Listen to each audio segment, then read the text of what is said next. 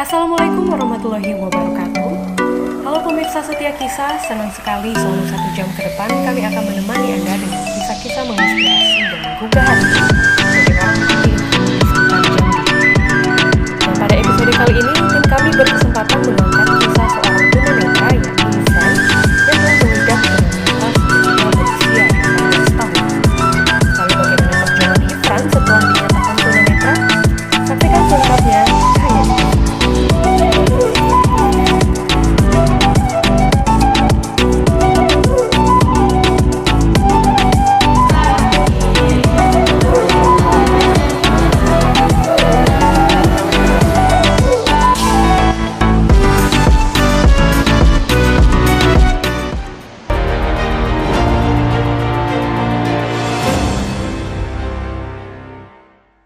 Assalamualaikum Bapak. Waalaikumsalam Bu. Iya, terima kasih banget kita tim kisah dikasih kesempatan nih Pak untuk menginterview Pak Ifran. Iya.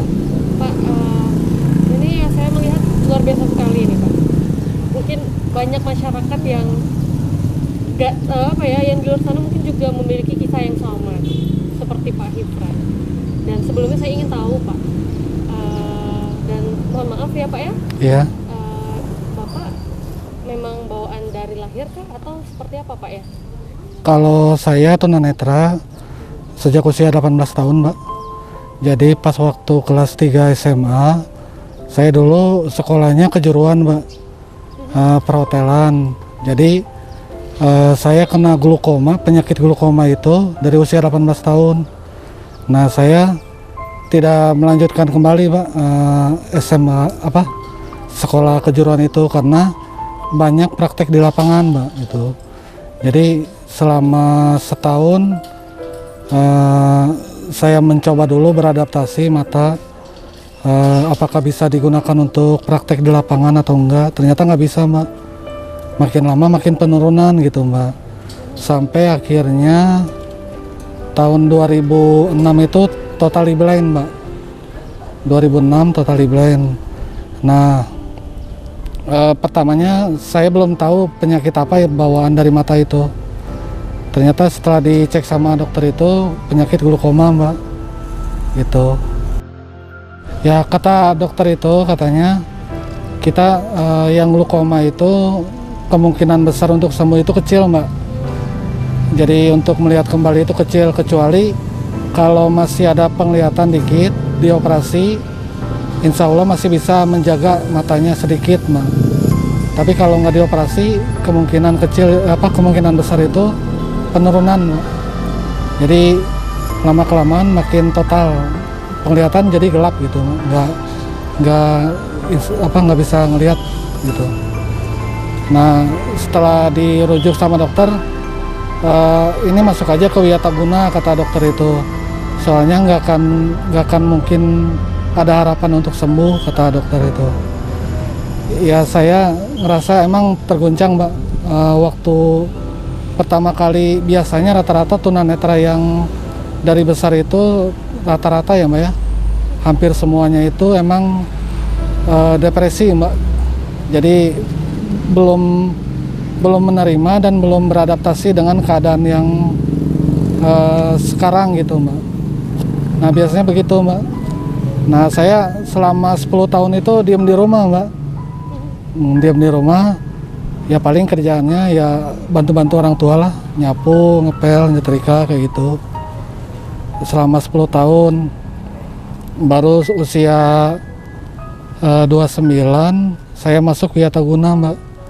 Nah saya ngambil 27 usia 27 saya masuk Wiataguna, ngambil keterampilan pijat shiatsu dan broadcasting, Mbak. Dan ditambah dengan ini baca tulis braille, Mbak. Jadi ada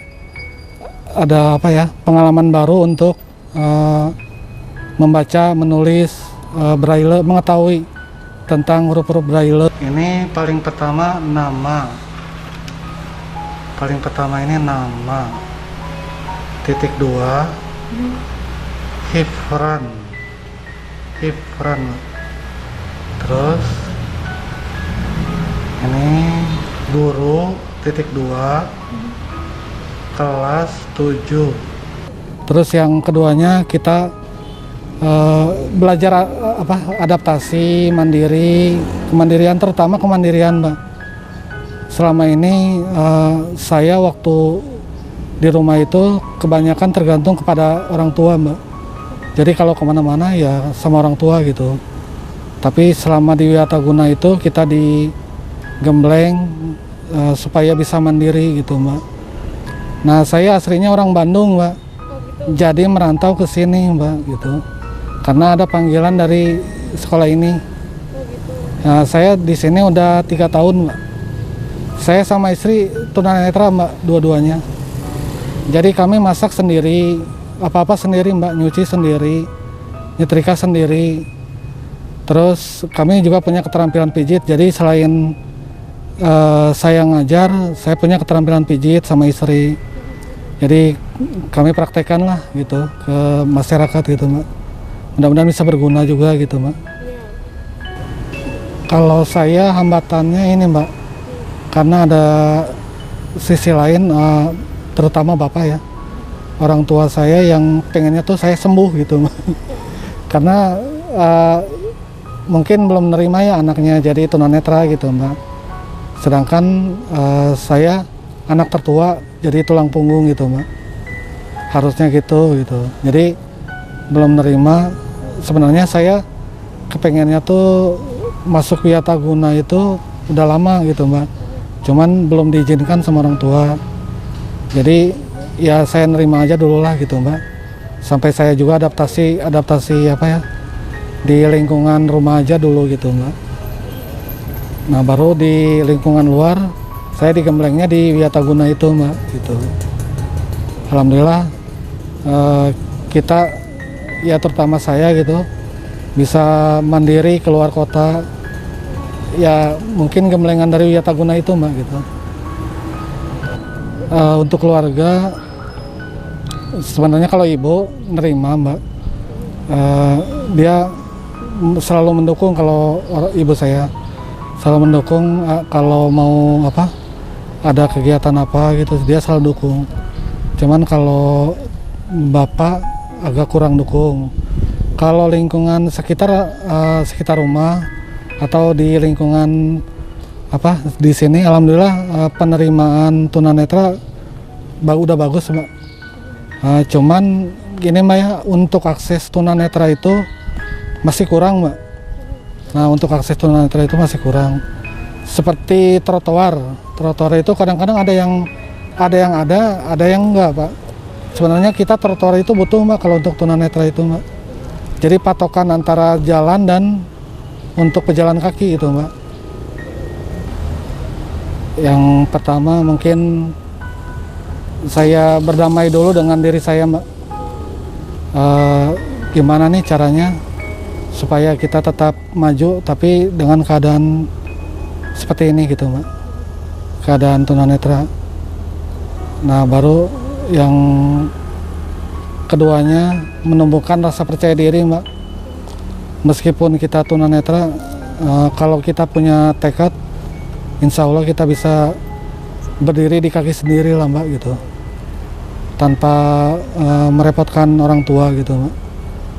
Terus yang ketiganya, ya terima kasih juga untuk ibu saya terutama, Mbak, yang udah mensupport saya supaya tetap tegar, Mbak, ngadapin hidup gitu, Mbak. Sampai ya nanti saya meninggal gitu, Mbak. Karena saya sebagai tulang punggung keluarga juga, Mbak, gitu. Kalau yang keempatnya ya saya membina hubungan itu dengan istri sekarang itu, ya itu pas waktu itu, Mbak. Jadi baru ketemu istri itu ya itu, Mbak.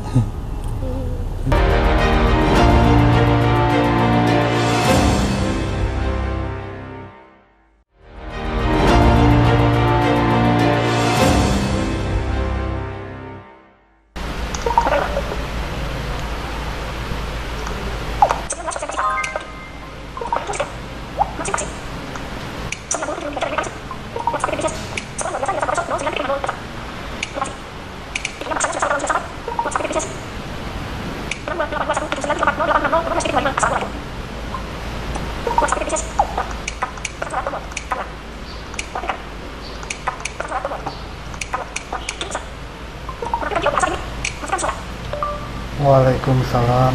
Ada apa ya, Mbak?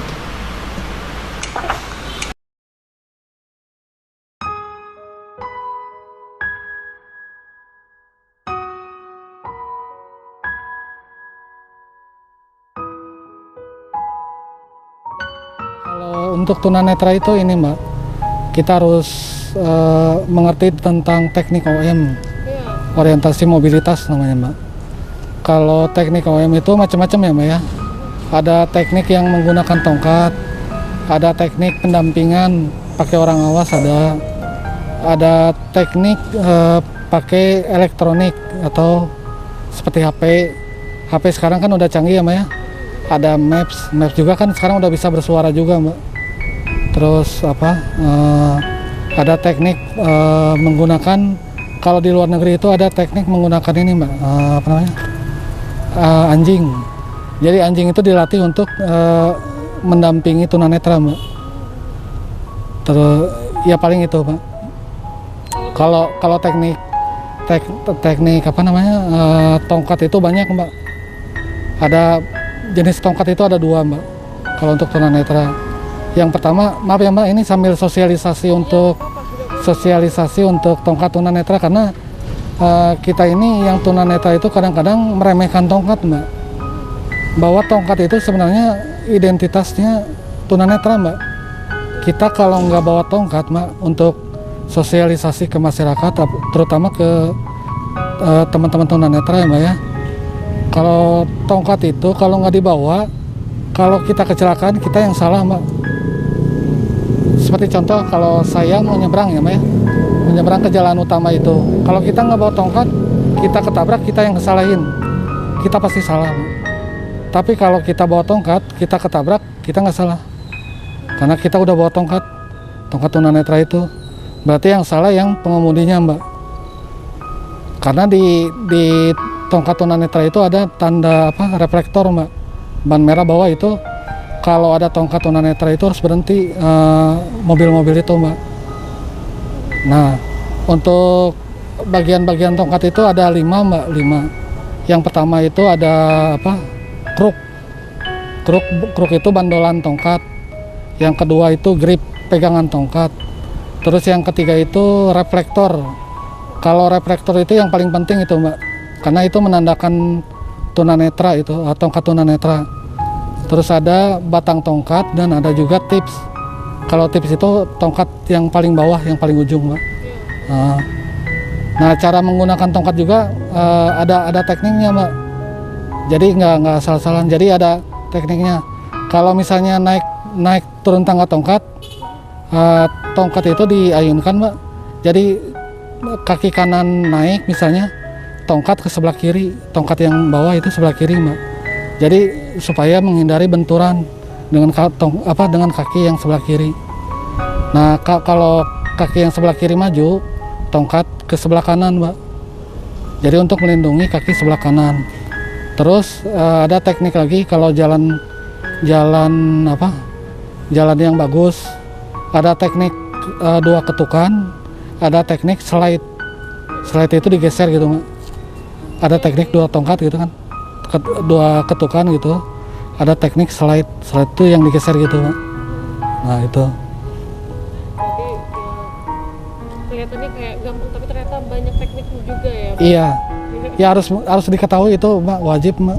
Kalau untuk tunanetra itu, Mbak. Oke, kita balik ke cerita tadi, Bang. Ya. Kan sudah 10 tahun beradaptasi.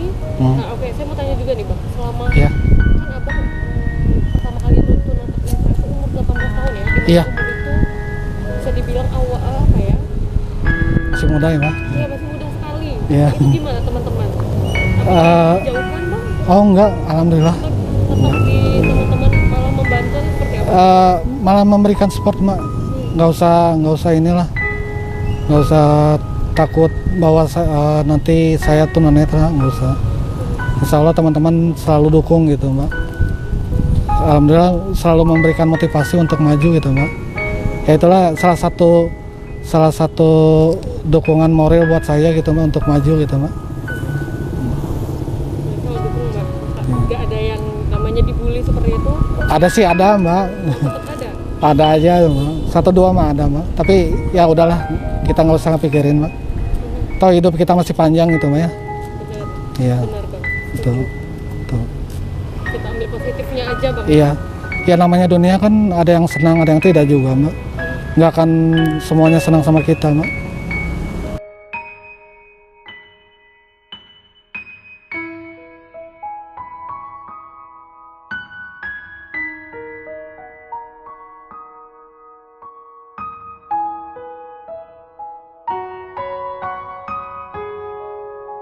Oke.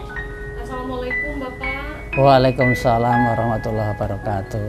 Iya, Pak, pada kesempatan kali ini kisah kan lagi mengangkat nih Pak, kayak orang yang sangat luar biasa menurut tim betul. kami. Iya, Nah, Bapak selaku kepala sekolah SLB Pak mungkin boleh share juga ke kita Pak mengenai teman-teman kita penyandang disabilitas yang ternyata juga di sini ada beberapa guru memang dari teman-teman penyandang disabilitas. Benar Pak ya? betul ya Mbak, betul ya. Iya, Ya, Iya. karena kan kita tahu Pak di luar sana apa ya banyak stigma lah atau tidak banyak lah kesempatan bagi teman-teman kita untuk bisa bekerja. Nah itu kita apresiasi sekali Pak. iya, Mungkin boleh teman-teman. iya. Baik, terima kasih. Jadi SLB Negeri Profesor Dr. Sirsudewi Mas Konsovan SH Jambi salah satu lembaga yang melayani penyandang disabilitas. Nah, lembaga ini tentunya memang melayani penyandang disabilitas. Tidak hanya itu saja. Selaku lembaga yang bergerak di bidang itu, kami ya lembaga ini juga memikirkan para penyandang disabilitas yang mempunyai kemampuan ya, yang luar biasa sebenarnya mereka ya. Salah satu contohnya adalah para pendidik atau guru ya. Kami membuka pintu untuk menerima penyandang disabilitas yang mempunyai kompetensi ya, yang mempunyai kompetensi untuk ya mengajar di sekolah ini ya, karena kami tahu bahwa penyandang disabilitas itu adalah mempunyai kemampuan yang luar biasa yang mungkin orang awam tidak tahu itu. Salah satu contohnya adalah guru kami satu, Pak Hifran Darmawan SPD. Ya, Pak Hifran Darmawan SPD. Beliau adalah guru disabilitas netra yang mana mereka punya hambatan penglihatan, tidak bisa bergerak ke sana ke sini seperti orang-orang normal pada umumnya. Namun demikian, Pak Hifran Darmawan ini walaupun mempunyai hambatan penglihatan, namun beliau bisa mengajar anak-anak didiknya, peserta didiknya dengan baik. Beliau adalah sosok yang rajin, walaupun mempunyai hambatan mobilitas lah ke sana sini, dari rumah ke sekolah, dari gedung sebelah ke gedung sini. Namun mereka adalah menunjukkan guru atau pribadi yang sangat rajin, yang luar biasa, bisa menjalankan dengan tugasnya dengan baik, yaitu mengajar peserta didiknya, walaupun dengan keterbatasan tunanetra seperti itu. Kemudian mungkin kami sampaikan bahwa lembaga kami punya 4 guru disabilitas ya, yang kalau kita persentase ini udah 5%. Nah, ini sudah melebihi daripada undang-undang disabilitas, yang mana untuk lembaga pemerintah itu hanya 2% sebenarnya ya. Tapi kami bisa mengakomodir 5%. Ya, jadi kami punya 4 guru disabilitas, yaitu 2 penyandang disabilitas netra, yaitu Pak Hifran Darmawan dan Ibu Eka Pastia. Nah, yang 2-nya lagi adalah Pak Adi Kurniadi dan Ibu Ika Nur Hidayati. Mereka adalah penyandang disabilitas daksa atau fisik. Nah, mereka semuanya keempat-empatnya itu adalah mempunyai kemampuan yang luar biasa, tanggung jawab dalam menjalankan tugasnya. Nah seperti itu. Terlebih lagi kepada Pak Hefran yang mungkin tadi sudah diamati ke kelas bagaimana mereka mengajar, bagaimana mereka mobilitasnya ya dari satu tempat ke tempat lain dalam area ini. Nah seperti itu. Maka terkhusus pada Pak Hefran Darmawan memang punya kemauan yang luar biasa yang mungkin selama ini masyarakat umum menganggap bahwa penyandang disabilitas terkhusus lagi kepada tunanetra gitu ya, penyandang disabilitas netra itu mungkin tidak mempunyai kemampuan lah katakanlah seperti itu. Tapi ini bisa dibuktikan, bisa dilihat bahwa walaupun beliau adalah penyandang disabilitas netra namun bisa menjalankan tugasnya dengan baik, mengajar dengan baik, dengan rajin, dengan tanggung jawab ya, dengan metode sesuai kepada ketunaannya. Nah seperti itu ya.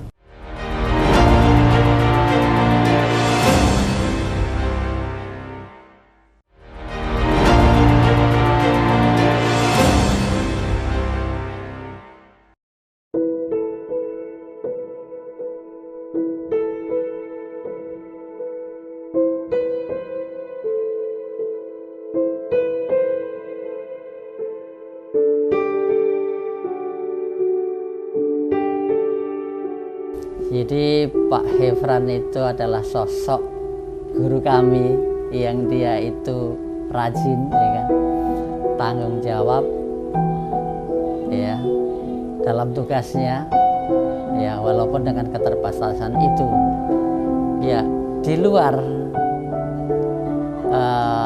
jam kerja ya. Beliau juga berusaha untuk mencari penghidupan katakanlah seperti itu, memenuhi kebutuhannya ya kan, untuk keluarganya ya, karena beliau adalah penyandang disabilitas netra, tentu dia yang cocok ya baginya itu juga mengadakan masase untuk di rumahnya ya, iya, untuk masase mijit itu ya, masase di rumahnya. Seperti itu. Jadi di rumah dia menerima jasa masase ya, jasa masase di rumah. Untuk ya tentunya ini sebuah keterampilan juga untuk penyandang disabilitas netra ya, supaya bisa penghasilan di luar jam kerja, karena Pak Hefran itu ya masih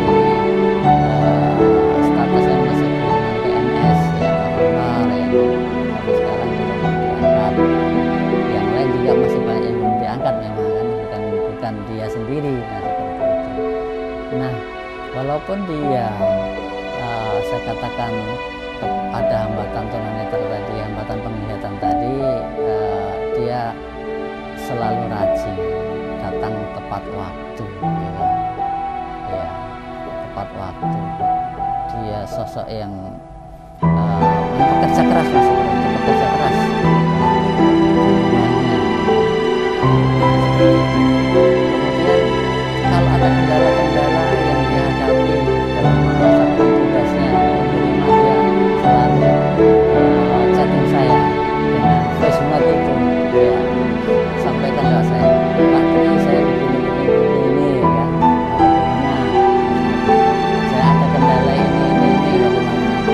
Pak Hefran itu aktif ya. Jadi artinya kalau dia punya kendala japri ke saya langsung, dan voice note itu kadang-kadang juga chatting lewat tulisan awas, seperti itu. Nah itu yang saya suka kepada Pak Hefran itu. Jadi artinya ketika dia punya kendala selalu menghubungi saya, selalu konsultasi saya, dan voice note tadi itu. Kemudian kadang juga lewat tulisan awas, nah tulisan langsung. Nah dia bisa melakukan itu dengan, walaupun tunanetra bisa melakukan ngetik dengan tulisan awas juga dia. Artinya bisa dia juga SMS seperti orang nomor pada umumnya. Nah seperti itu, walaupun dia disabilitas netra. Nah itu yang saya ya suka dengan Pak Efran. Jadi artinya nggak ada sungkan-sungkannya ketika ada kesulitan apapun, baik di rumah maupun dalam terkait dengan pekerjaannya di sekolah, selalu minta ke saya, minta penjelasan ke saya. Nah ini apa Pak termasuknya? Nah seperti itu. Ada kendala selalu konsultasi ke saya. Nah oleh karenanya dia bisa melaksanakan tugasnya dengan baik ya. Seperti itu. Ya. Jadi tentunya ya kalau masyarakat masih punya stigma itu ya boleh dibuktikan ya. Boleh dibuktikan, kasihlah kesempatan mereka untuk tampil. Contohnya misalnya ada acara-acara tertentu ya kan. Panggillah mereka, berilah kesempatan mereka untuk tampil, untuk membuktikan bahwa mereka itu adalah mampu. Nah, jadi stigma yang seperti itu yang masih menganggap bahwa anak-anak penyandang disabilitas itu punya kemampuan yang rendah itu adalah kurang tepat ya menurut saya, karena buktinya seperti yang saya katakan, kami punya 4 guru disabilitas netra. Ternyata mereka semua bisa melaksanakan tugasnya dengan baik, yang setara dengan guru-guru non disabilitas pada umumnya. Itu di sisi pekerjaan yang sudah nyata-nyata di lembaga pekerjaan. Kemudian juga kami punya alumni sini juga sekarang kuliah di UIN ya, di UIN mereka bisa mengikuti dengan baik. Kemudian ada penyandang disabilitas bimbingan kami juga yang sekarang mengambil S2 di Universitas Jambi, Negeri Jambi, yaitu S2 sekarang semester 1 jurusan Bahasa Indonesia. Kalau mau tahu nilai yang sekarang ini itu semuanya A. Iya, jadi kalau boleh saya tunjukkan ini ada ini. Jadi ada. Jadi karena memang bimbingan kita, jadi dia selalu hasilnya itu lapor kepada kita. Jadi semester ini ada penyandang disabilitas fisik memang ya, yang Universitas Jambi yang saya katakan tadi, S1-nya juga di Jambi, jurusan Bahasa Indonesia dan Cum Laude ya, Cum Laude. Nah, kemudian setelah tamat S1, baru tahun kemarin nih S1-nya selesai, ini mengambil S2 Bahasa Indonesia juga semester 1 mau masuk semester 2. Nah hasil semester 1 ini sempurna, semua mata kuliah itu adalah A semuanya. Nanti kalau mau di screenshot boleh, ini ada laporannya ke saya itu. Jadi artinya apa? Artinya bahwa penyandang disabilitas itu justru ya dengan hasil tadi saya juga heran, semuanya A. Apa artinya? Artinya mereka luar biasa kemampuannya. Ya mungkin kalau dilihat yang non disabilitas belum tentu semuanya A, artinya sempurna. Nah itu yang saya katakan bahwa ini bukan cerita, adalah bukti kan itu ya. Adalah bukti yang bisa dilihat ya, bukti nyata. Nah itu nah seperti ini bisa dipublikasikan, mungkin Mbak juga bisa mengangkat nanti, yang mahasiswa tadi itu juga bisa diangkat nanti. Untuk apa diangkat? Kami minta diangkat untuk membuktikan menyampaikan kepada masyarakat, loh ini loh memang mereka juga mampu. Nah kalau yang di UIN namanya Dimas, baru semester 3, nah seperti itu. Nah jadi artinya yang saya katakan bahwa penyandang disabilitas itu juga mempunyai kemampuan yang tidak diremehkan lah, seperti itu, yang dengan kata lain yang tidak kalah juga dengan orang-orang normal pada umumnya, seperti itu. Jadi saya selaku pimpinan, selaku kepala sekolah, kepada pesan secara personal maupun secara lembaga kepada Pak Efran, tetap semangat untuk bekerja, lebih semangat dan bersabar. Seandainya juga posisinya masih non PNS. Jadi walaupun masih non PNS, tetap jangan putus asa, tetap semangat untuk melaksanakan tugasnya sebagai guru. Nah, mudah-mudahan ke depan pemerintah ada peluang untuk menjadi pegawai negeri ya, PNS. Nah, itu kita usahakan. Nah, artinya semua kita kasih kesempatan. Ya, semua kita kasih kesempatan masuk pada Pak Efran. Makanya pesanku kepada Efran, tetap semangat ya, tidak boleh putus asa. Saya lihat Pak Efran memang sudah bekerja dengan baik ya, dengan rajin. Nah, itu dipertahankan, tanpa putus asa. Dan kalau ada kesulitan ya tadi selalu kontak saya, nah seperti itu. Itu. Oke, terakhir Pak, Iya. untuk teman-teman kita yang penyandang disabilitas, pesan dari Bapak apa Pak? Nah, untuk teman-teman penyandang disabilitas yang lain, pesan dari saya, insya Allah pemerintah baik pusat maupun daerah sudah jauh lebih baik memikirkan para penyandang disabilitas. Sebagai bukti juga di tingkat nasionalnya undang-undang disabilitas sudah ada ya, turunan-turunannya juga sudah ada. Nah, itu pun sudah diimplementasikan oleh pemerintah, termasuk pemerintah daerah Provinsi Jambi. Nah, pemerintah Provinsi Jambi sendiri sudah membuat sebuah perda ya, peraturan daerah tentang undang-undang disabilitas. Nah, kemudian nanti turunnya adalah Pergub tentang undang-undang disabilitas ya. Nah, dari perda itu tentu isinya adalah memperjuangkan nasib daripada para penyandang disabilitas yang kedepannya insya Allah lebih dipikirkan, insya Allah masa depannya lebih baik, banyak kesempatan yang diberikan kepada penyandang disabilitas. Oleh karenanya kepada para penyandang disabilitas tetap semangat, pemerintah sudah memikirkan itu ya, sudah memikirkan itu, insya Allah kedepannya akan lebih baik ya dari tahun kemarin. Nah, itu.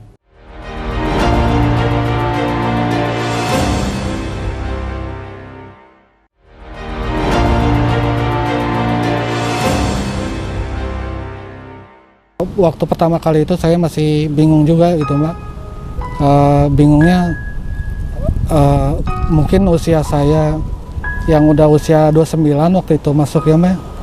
27 29 ya. Jadi saya masih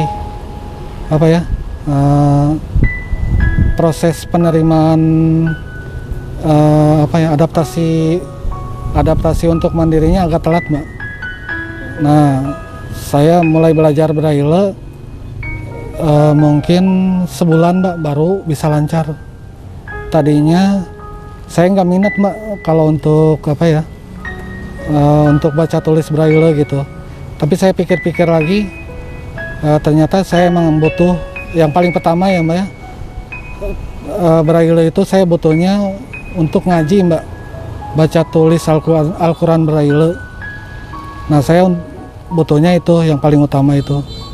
Karena dulu pas waktu awas itu kan kita emang biasa baca Quran ya Mbak ya, Quran awas. Nah, sekarang pun udah tunanetra kita ya, saya terutama gitu Mbak, pengennya tuh tahulah tentang Al-Quran braille gitu Mbak, baca tulis Arab braille. Nah, alhamdulillah bisa belajar selama sebulan, baru bisa ngaji lagi Mbak gitu. Dulu selama 10 tahun itu tersendat Mbak untuk kita ngaji pakai Al-Quran braille karena belum hafal gitu Mbak, belum hafal tentang titik-titiknya gitu. Nah, setelah masuk Wiataguna, alhamdulillah ada pengetahuan baru, saya bisa ngaji lagi. Pertama itu, terus yang keduanya untuk baca tulis braille itu bermanfaatnya ya untuk mengajarkan kepada anak-anak tunanetra juga Mbak. Saya kuliah lagi Mbak, jadi setelah dari Wiataguna itu keluar, masuk kuliah Mbak. Jurusannya pendidikan luar biasa. Nah di situ saya lebih memperdalam tentang dunia pendidikan itu Mbak. Jadi bagaimana cara metode, media, sumber belajar itu lebih diperdalam lagi di kuliah gitu Mbak, di bangku kuliah. Terus untuk bidang kekhususannya juga lebih diperdalam gitu Mbak. Nah dari situlah ya kita mulai mengenal dunia pendidikan itu Mbak. Bagaimana sih cara mengajarkan, mendidik anak tunanetra, bagaimana cara membimbing mereka gitu Mbak. Kalau pengalaman yang paling berkesan itu alhamdulillahnya yang saya rasakan, saya bisa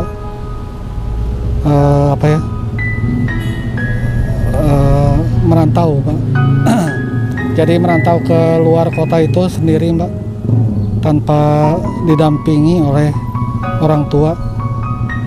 Dulu saya sebelum kesini pun pernah merantau ke Palangkaraya Mbak, ke Kalimantan Tengah. Nah itu untuk ngajar juga Mbak, tapi selama setengah tahun itu Mbak. Alhamdulillahnya gini ya Mbak, saya syukur dalam hati itu bahwa kita tunanetra itu bisa loh kesana kesini tanpa ngerepotin orang lain, nggak perlu didampingi oleh orang tua, nggak perlu jadi kita nggak perlu nyusahin orang tua atau keluarga gitu. Jadi kita mau merantau kemanapun nggak merasa takut Mbak, karena kita udah dibekali oleh keterampilan pertama itu Mbak, keterampilan OM, yang keduanya ya keterampilan yang kita miliki itu Mbak, gitu Mbak. Jadi luar biasa juga ya Bang ya. Ya. Maksudnya Kan banyak ini tunanetra itu kadang-kadang cuman terpaku di lingkungan sekitar ya Mbak ya, nggak dapat mengeksplorasi diri gitu Mbak. Jadi cuman terpaku di rumah, kalau nggak di rumah cuman di lingkungan sekitar aja Mbak. Ayolah kita, kalau teman-teman tunanetra, buktikanlah kepada masyarakat itu bahwa kita itu masih bisa dapat mandiri, berdiri sendiri Mbak, berdiri di kaki sendiri, nggak perlu takut sama omongan orang, nggak perlu takut sama diri, terutama mental kita sendiri gitu Mbak. Itu yang harus dikalahkan, itu mental ciut kita Pak, harus dikalahkan itu Mbak. Jadi selama kita masih hidup itu ya kita harus berani lah Mbak. Tuh. baik Bang. Saya penasaran ini Bang. Kan tadi Abang bilang salah satu yang lama juga beradaptasi menggunakan seperti handphone, mungkin laptop. Nah, Iya. saya penasaran tuh Bang, gimana nih Abang cara seperti tadi Abang ngebalas chat itu gimana sih? Saya penasaran. Oh ini. Gimana caranya? Jadi ada aplikasi Talkback namanya Mbak. Jadi handphone kita ini dipasang aplikasi Talkback, jadi ada suaranya.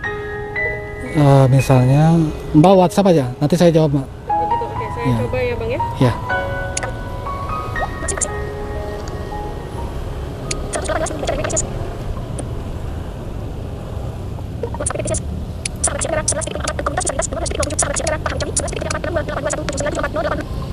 Oke, saya coba Bang. Ya. Oke. Tes katakan kata Mbak. Nah, Oh gitu. ya. Jadi tulisan itu ditranslate jadi suara Mbak. Oh gitu. Iya. Nah, kita bisa balas Mbak.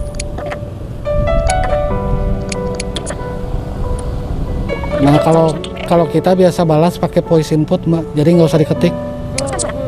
Misalkan Bang, boleh mungkin. Iya Mbak, ada apa? Nah, ada nggak Mbak? Oh gitu Bang ya. Iya. Iya. Lebih simpel itu Mbak. Iya. Oke, berarti semuanya juga Bang ya, laptop pun gitu juga Bang ya. Iya, laptop sama Oke. gitu. Bang, ini lagi Bang. Ya. kan tadi lingkungan mungkin ada yang beberapa yang menerima, ada yang Hmm. ya tidak menerima, tidak menerima ya, mungkin masih belum Kurang nerima ya. kurang menerima gitu. Ya. Nah, kalau dari pemerintah sendiri Bang, gimana nih Bang? Apakah sudah mendukung teman-teman tunanetra ini Hmm. dari akses atau dari apapun lah? Kalau pemerintah gini Mbak ya, dari pusat sudah ada undang-undangnya, terutama undang-undang nomor berapa ya kemarin tuh, tahun 2016. Cuman penerapan ke bawahnya belum Mbak. Untuk undang-undang disabilitas itu Mbak, penerapan ke bawahnya itu belum benar gitu Mbak. Terutama itu untuk ini Mbak, lowongan tenaga kerja untuk disabilitas Mbak. Nah, kami mohonlah untuk pemerintah itu supaya lebih kalaupun ada lowongan Mbak, misalnya di swasta ataupun negeri, itu kan sudah tercantum dalam undang-undang di pemerintah itu kan 16 tahun 2016 kalau nggak salah, 2% dari kuota perusahaan atau negeri Mbak. Misalnya kalau karyawannya 100 di swasta, usahakan 2% itu berarti 2 orang Mbak. Kalau misalnya untuk pekerjaan Mbak ya, sama di negeri juga kuotanya 2% gitu Mbak. Nah, tolonglah diterapkan gitu Mbak. Sebenarnya kan teman-teman tunanetra atau teman-teman disabilitas gitu ya Mbak ya, nggak seberapa Mbak, jumlahnya nggak terlalu banyak Mbak. Kalau mau dijumlahkan semuanya gitu nggak akan terlalu banyak Mbak. Dalam satu kota paling cuma berapa lah, nggak akan nyampe ribuan juga Mbak. Nah itu kemungkinan bisa untuk diutamakan gitu Mbak, untuk penyaluran tenaga kerjanya gitu Mbak. Terus yang keduanya untuk ini Mbak, akses jalan. Nah akses jalan itu kalau di Jambi kayaknya belum ada mungkin untuk akses jalan gitu. Kalau di Bandung, Jakarta udah ada, cuman kontrolnya kurang ini Mbak, kurang ke kontrol gitu Mbak. Jadi kadang-kadang aksesnya udah ada Mbak, cuman penegakan hukumnya nggak ada Mbak. Kadang-kadang trotoar atau jalan untuk tunanetra itu dipakai untuk parkiran Mbak, atau untuk tukang dagang gitu. Nah kan jadi mempersulit kita Mbak. Nah itu kalau di daerah-daerah ya itulah harus adanya fasilitas untuk ini Mbak, disabilitas gitu Mbak. Kalau untuk teman-teman tunanetra ya Mbak ya, ayolah kita semangat lah, meskipun kita keadaan terbatas, tapi insya Allah lah kita bisa maju.